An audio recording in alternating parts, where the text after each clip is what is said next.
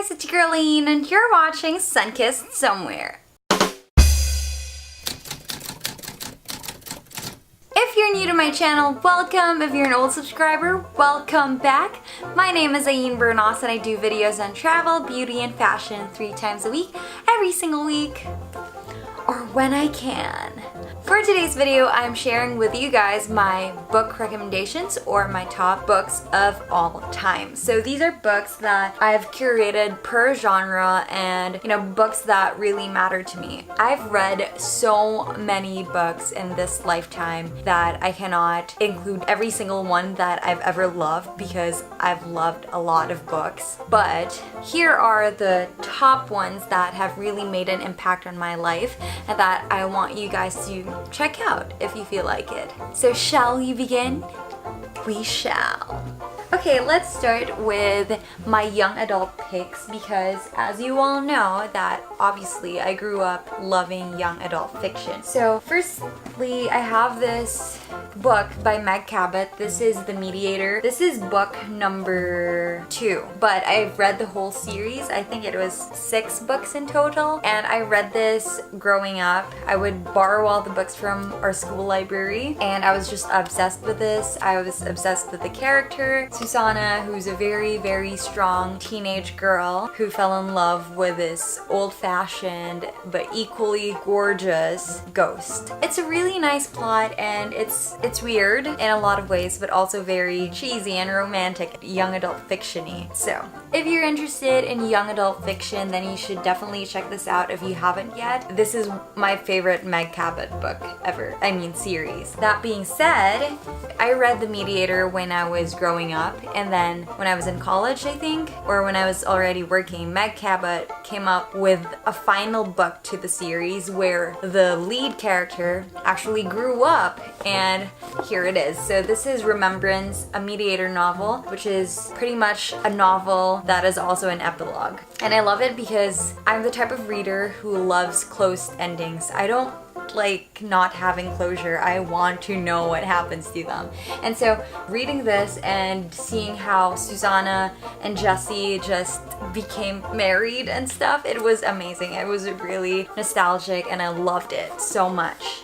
Okay, another one of my young adult fiction recommendations is Princess Academy by Shannon Hale. I love strong female characters, and growing up I feel like they were my role models. So the lead character here, her name is Miri, and she's different in a lot of ways, and this story just essentially, it's Princess Academy, so people are being trained to be princesses because the prince is selecting whatever, blah blah blah. So the plot is like that. But anyway, it revolves around how she's different and how she was considered the weak candidate, blah blah blah. And it was just great because growing up, I felt like an underdog in many ways because of, physical appearance, and I was really shy, etc. This is really inspirational growing up. So let's say you have a little sister who's just getting into reading books, definitely this is a great read.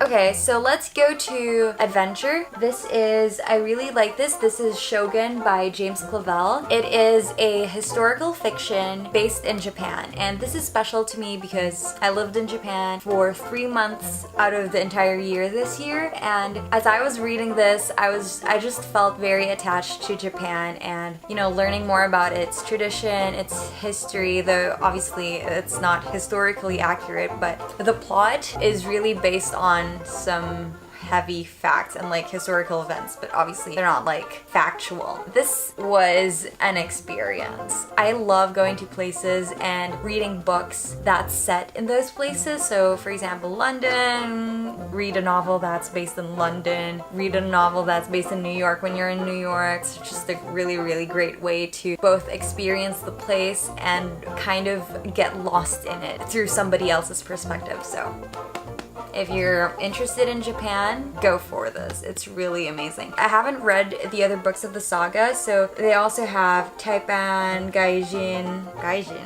King Rat, Noble House, Whirlwind, which are set in different parts of Asia as well. So yes, this is called the Asian Saga. Okay, next one. Let's head to mystery or thrillers. This is The Girl with the Dragon Tattoo by Stieg Larsson. You've probably either read this because it's really popular, or you've probably also watched the movie. I don't know, but you might be familiar with this title. Basically, this is about an investigative slash finance journalist who works hand in hand with this odd woman who is a hacker and this super weird ball of moodiness. Anyway, she is one of the oddest but strongest female characters that I've ever read of. If you're really interested in plots where the character development is spot on, you should definitely read this. It's definitely a page turner. I finished this in one day, and then the next day I bought the 2 other books in the trilogy, and no regrets. Really an enjoyable read.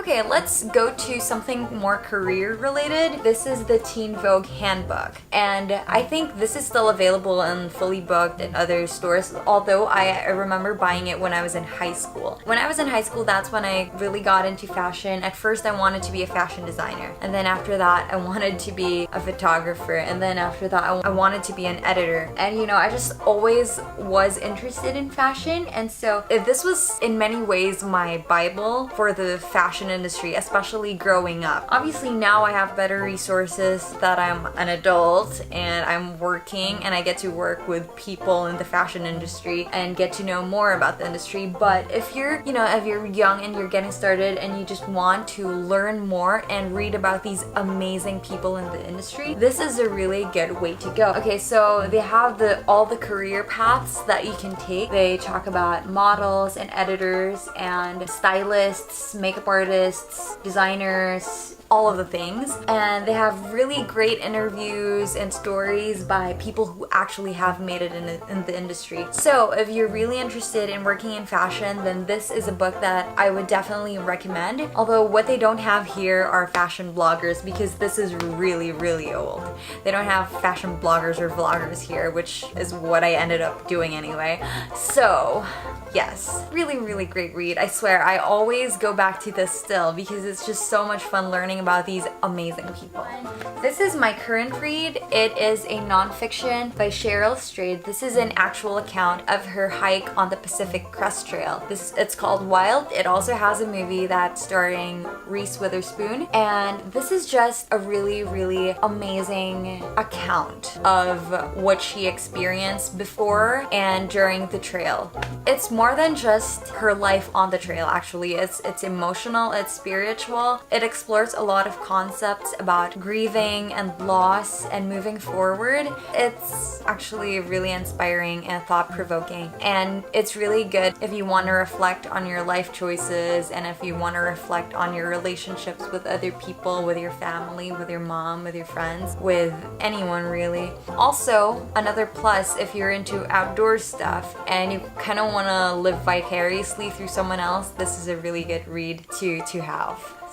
Okay, so final one that I want to share with you guys is a self-help book that actually really helped me get started with my whole journey towards confidence and self-love and just overall happiness. This book is called The Happiness Project by Gretchen Rubin, or Why I Spent a Year Trying to Sing in the Morning, Clean My Closets, Fight Right, Read Aristotle, and generally have more fun. This book really changed my life. The Happiness Project is basically Gretchen Rubin, the author, taking 1 year and just focusing on being happy. So each month she would focus on a different aspect of her life. So first she started with energy and how she could have more energy towards being able to do things. So she went to the gym and she woke up early, slept early, stuff like that. And then for February she focused on loving better and being a better wife to her husband, knowing how to love and fight better. It really made me realize how much control you have over your happiness and all the tiny